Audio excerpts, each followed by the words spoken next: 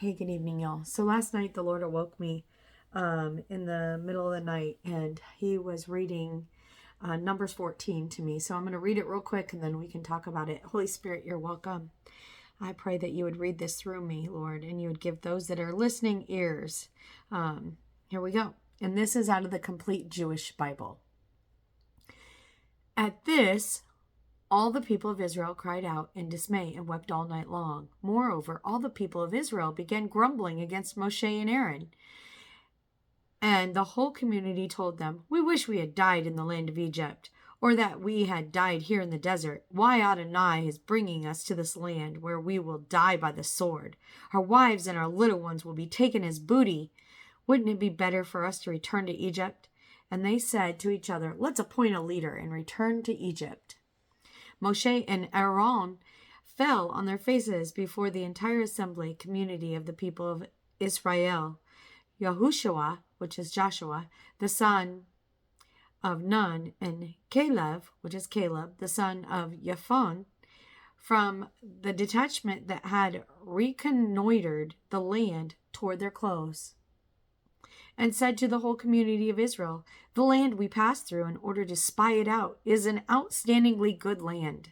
If Adonai is pleased with us, then he will bring us into the land and give it to us, a land flowing with milk and honey. Just don't rebel against Adonai, and don't be afraid of the people living in the land. We'll eat them up. Their defense has been taken away from them, and Adonai is with us. Don't be afraid of them." But just as the whole community were saying they should be stoned to death, the glory of Adonai appeared in the tent of meeting to all the people of Israel.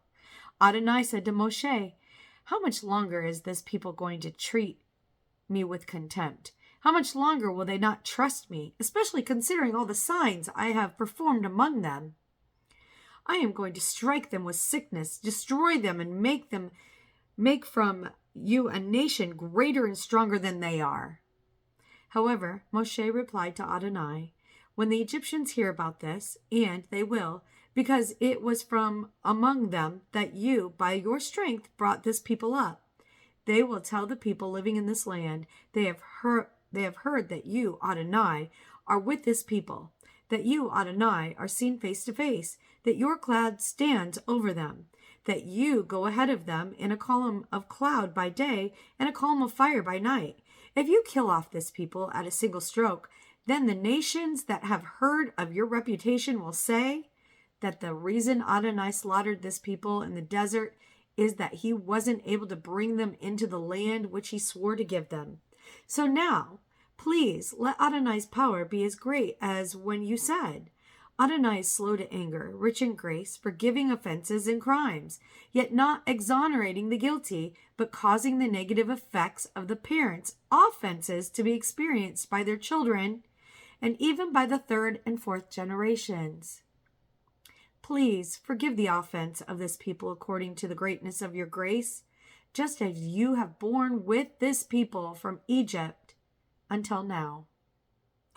Adonai answered, I have forgiven as you have asked, but as sure as I live, and that the whole earth is filled with the glory of Adonai, none of the people who saw my glory and the signs I did in Egypt and in the desert, yet tested me 10 times and did not listen to my voice, will see the land I swore to their ancestors.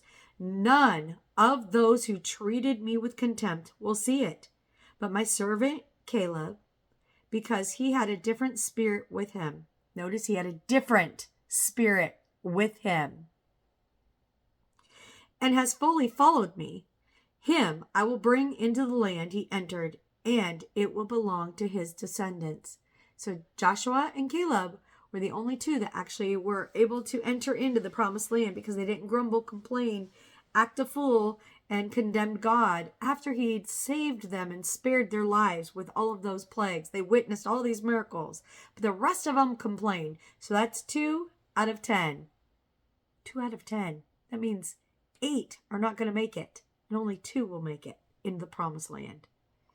Now, since the Amalekite and Kenan and Ani are living in the valley, so the Amalek and the Canaan are living in the valley, tomorrow turn around and get yourselves into the desert along the way of the Sea of Suf.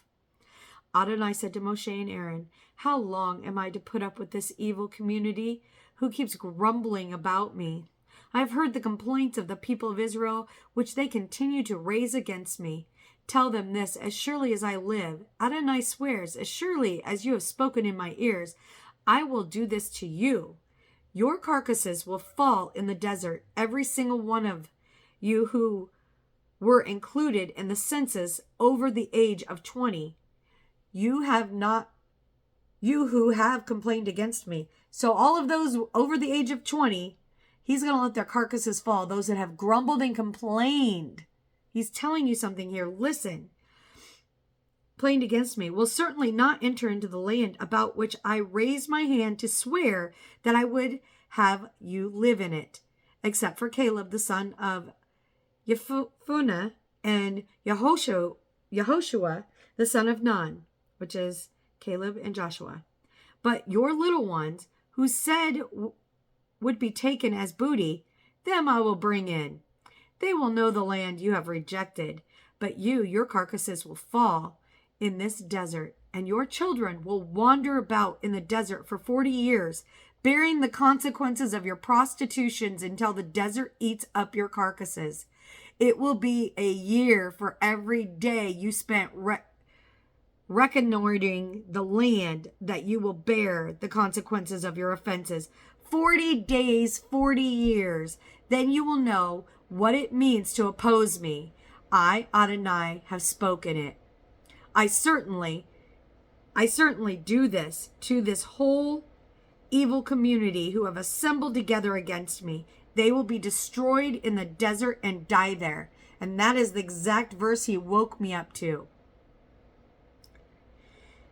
The men whom Moshe had sent to reconnoiter the land, and who, when they returned, made the entire community complain against him by giving up unfavorable report about the land. Those men who gave the unfavorable report about the land died by the plague in the presence of Adonai. Of the men who went to reconnoiter the land, only Joshua, son of Nun, and Caleb, son of Jephunneh, remained alive.